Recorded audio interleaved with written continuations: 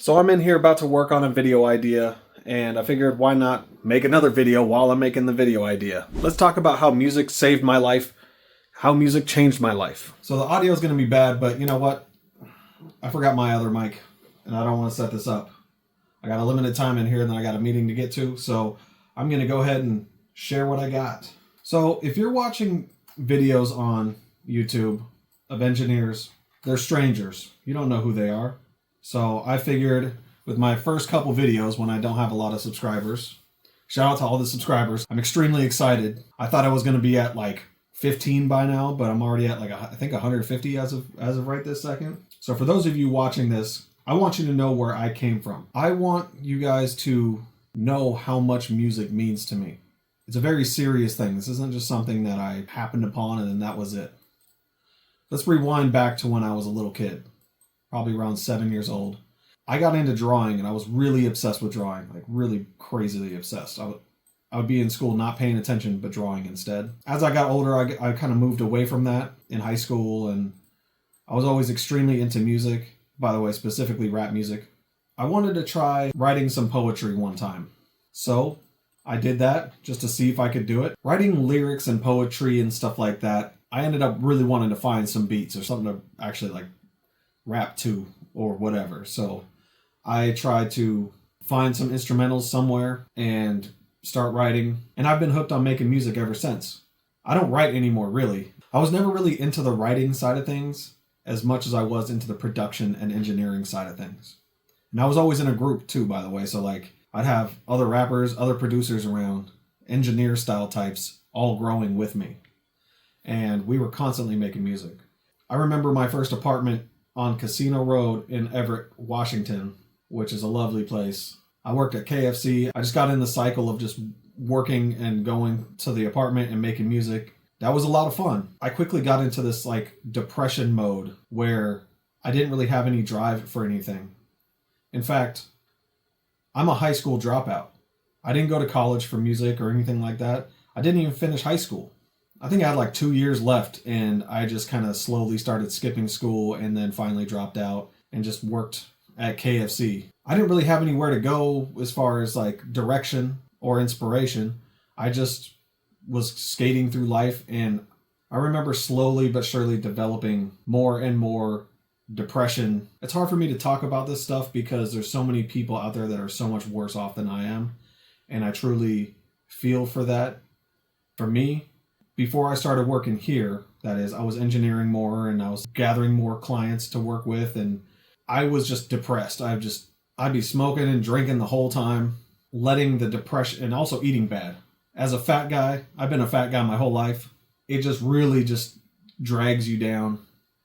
And it slowly got to the point where I was just tired of living. Like I just didn't care. There was multiple times during that part of my life that I really wanted to die. Didn't want to commit suicide or anything like that. I feel for the people that do go through those thoughts. So again, it's even hard to talk about it because I feel like it's nothing compared to what other people are going through. But my path was set to just work some jobs my whole life. And, I was a full-blown alcoholic at that time. So I was just working jobs and not really much was happening besides music. I'd go in and out of jobs. Nothing really made me feel anything. I didn't really care that much. God, even trying to explain it, it just sounds like a stupid sob story. I know people are going through way worse than this. Basically, I was just floating around, not really finding anything that I wanted to do. And I was in my 20s, so I get, that kind of stuff happens. But no matter how much depression or how much I was going down that dark path, there was one thing that was constant, and that was music. I was obsessed with music. I don't care how good it was or how bad it was or what fucking program I was using. It was healing my soul the whole time that I was trying to tear it apart.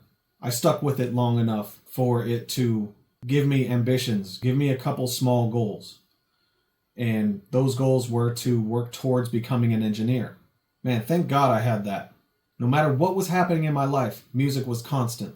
Music was the thing that I used to put one foot in front of the next, to get on to the next day, to keep on moving, to learn something, to build skills. I didn't really care about anything else. I was very selfishly going down this path where even music could have been a negative thing for me. I would just tunnel vision into this stuff and cut everybody else in my life out. If you weren't there right next to me making music, then you didn't exist.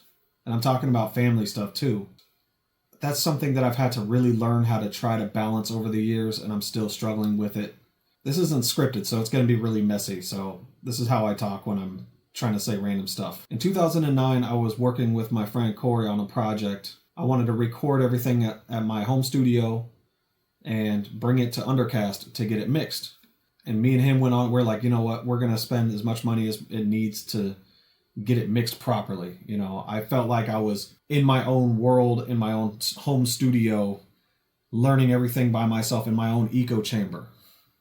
And I wanted another expert to help me out. I wasn't an expert at that time. I wasn't professional at that time. I was an amateur that learned a lot of things. So I call up Isaac Meek, the owner of this studio. This is Undercast Studios, by the way. I'm really good at introing stuff. So he had heard of some of the things that I've done through mutual acquaintances and artists and stuff like that. He was down to do the project with me, and I was going to come in and just kind of be a fly on the wall while he mixed. And I was just going to sit there and learn. And I told him that over the phone when I talked to him. He offered me a job at that point. He said there wasn't a position ready at that time, but if I stuck around, if I went through the training, then I could potentially start when there's availability for that. And that was the beginning. That was the phone call that changed my life. I had to stop seeing everything as just like a daily grind and like get on to the next day. Can't wait to get off so I could go drink some beers or something and make some music. Can't wait for the weekend so I don't have to work. I now had something that I was working towards. I was trying to build something. I was going to open up my own studio at some point, but I told myself if I was going to work here that I would treat it as if it was my own studio. I would put everything that I have into this to make this work and to make this a full-time thing. At that time, I was working at a warehouse job, 9 to 5. You know, I knew exactly how much I was going to get paid. I knew when I was going to get paid. Everything was cool. It wasn't a lot, but it was consistent. The music business is not consistent at all. So you feel the heat. You need to hustle. You need to build relationships. You need to learn your craft as best as possible. And I put all that weight on myself to get myself to be better. I wanted to turn into the person that was able to do that. We did the project. We spent a ton of time on it, and I learned a lot. Even though I learned Pro Tools, by the way. I hated Pro Tools before that. Now I'm using Pro Tools because I have to. I started working here in this room the end of 2009, and I've been full-time ever since. I'm coming at this from the point of I know what it feels like to be in the young artist position and not know where to go. I'm really lucky that I had this opportunity to work here.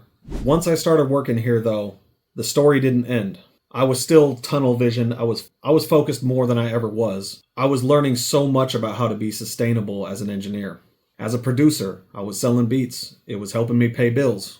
I've got this thing where it's like there's something behind me in the corner that if I stop, if I slow down, that thing is going to catch up to me. I have this anxiety thing where I feel like everything is wrong. And the only way to feel comfortable with that is to constantly be trying to get better. Or at least that's how I trained my body and mind to think. I spent a lot of years learning a ton, working with a shitload of artists, way more artists than I've ever worked with before that. Different styles of artists. I learned how to expand my palette and to become diverse in a bunch of different skills surrounding engineering. When I'm trying to motivate people to do more, to post more, to become better at your craft, I'm speaking from my own instinct, the thing that kept me going. It's more than just doing some posts and stuff like that. To me, it's life. It's everything about life. I always say that motivation is bullshit. Who are you when things get tough? In the music business, you're always 2 weeks away from never getting paid ever again. So you better keep it moving.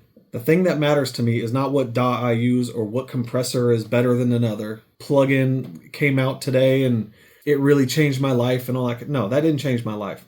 Working with humans changed my life. Working with real artists trying to become better so that way I deserve to work with them as an engineer. That's what matters to me. I want to figure out ways to explain this to artists and engineers, how important this is. If I'm trying to train an engineer, they're really focused on the settings, how I did this thing here, what Melodyne I have, what version of Melodyne I have. But meanwhile, I'm like, none of that stuff matters if you're not connecting with the artist, if you're not pushing them to do better. One of my favorite things to see is an artist that comes in, doesn't know anything, is offbeat, doesn't know how to hit a note to save their life, and over time we work on those things to get them better. And they make the best song that they've ever made because of that. I don't care if it's the top song on the charts. Fuck the charts. That doesn't mean anything to me. I mean, sure, I wouldn't turn down a Grammy, but I wouldn't turn down a platinum plaque either. But that's not why I'm here. Me making these videos that I'm going to make in the future is all about trying to figure out ways that I can learn what an artist needs to become successful and help them become successful. That would mean more to me than me becoming successful or getting a Grammy or a platinum hit or whatever. When somebody's in the booth and I'm helping coach them to sing a higher note than they've ever sang before, and they come out all excited because they've never done that before in their life. They've never been pushed to do that before in their life.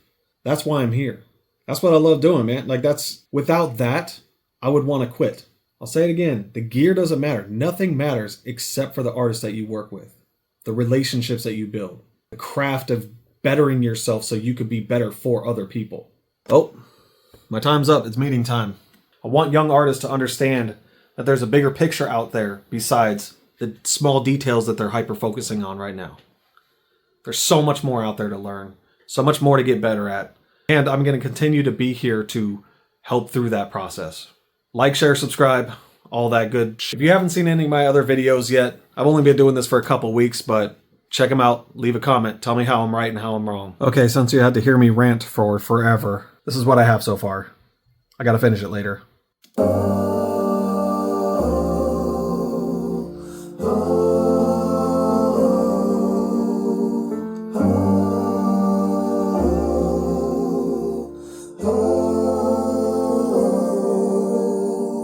I'll try that voice changer next time I get a chance. I gotta go.